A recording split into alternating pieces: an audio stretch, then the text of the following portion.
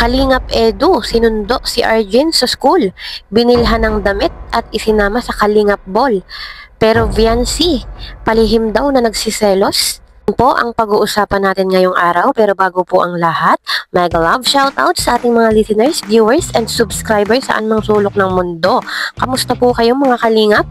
At kung bago ka pa lang sa aking munting YouTube channel, huwag ka nang mahiyang mag-subscribe, like, share, and comment. Huwag mo na rin kalimutang i-click ang notification bell nang sa ganon ay updated ka sa aking mga paparating na video. At syempre, patuloy po nating suportahan sina Kalingap Rab at ang ating ama ng Kalingap, ang nag-iisang founder, si Kuya Val Santos Matubang. Kung maaari po ay no-skip ads nang sa ganon ay mas marami pa tayong malingap na nangangailangan. At konting paunawa po, kung maaari ay tapusin nyo muna ang kabuoang video nang sa ganon ay akma ang ating mga komento. Yun na nga po mga kalingap, at sobrang solid ng Kalingap Christmas Ball ng ating Kuya Val at Kalingap Rab. Talagang napakasaya. Kung napanood nyo nga po ay halos lahat ay nag-enjoy. At halos lahat naman ay nabigyan ng award. Yung iba talaga ay sinuswerte sa mga paraffol at yung mga ganyang pagkakataon ay hindi na pinapalampas. Lalo na kung minsan-minsan lang talagang magsama-sama at mag-enjoy ang bawat isa. Lalo naman at alam naman natin na pag may mga ganyang okasyon, lalo na kung maraming paraffol, yan ang pinakamasarap puntahan. Nga po mga kalingap, kung napanood naman natin, ay sinundo ni Kalingap Edu ito nga pong si Arjen sa school. Bukod doon, ay binilhan niya pa ng damit para masuot niya sa Christmas Ball. Sa madaling sabi nga po, ay isinama ni Kalingap Edu ito nga pong si Arjen. At napanood niya nga po kay Kalingap Rab na pwede daw pong magsama ng beneficiaries. Kaya naman po agad niyang naisip na isama itong si Arjen. At marami nga pong nagulat nang makita sa vlog ni Kalingap Norman na magkasama si Arjen at si Viancy. At kung nakikita nyo nga po sa mga picture ay okay naman sila.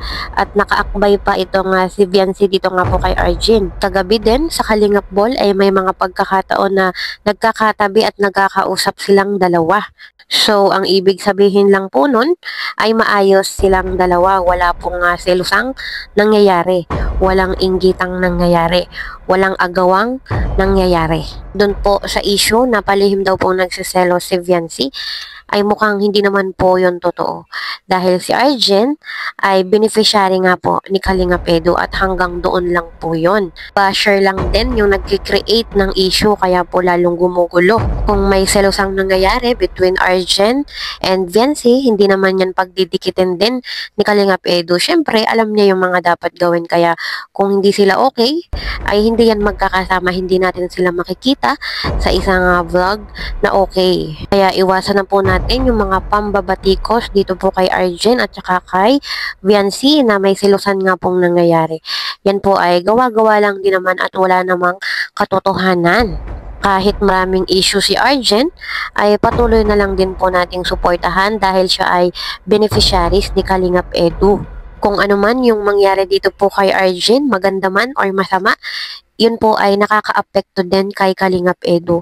Syempre, kung ano man po yung mangyari dyan, yan ay panagutan pa rin ni Kalingap Edu dahil beneficiary niya po si Arjen. At kung maging Kalingap Angels na itong si Arjen, pananagutan na siya ni Kalingap Rab. Kaya ayos naman po sila mga kalingap at alam naman nating lahat na nangako na ang EDC sa isa't isa.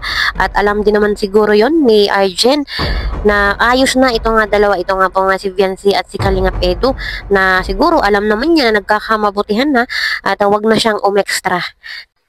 So, yun po mga kalingap, hanggang dito na lang muna. See you in my next video. Bye!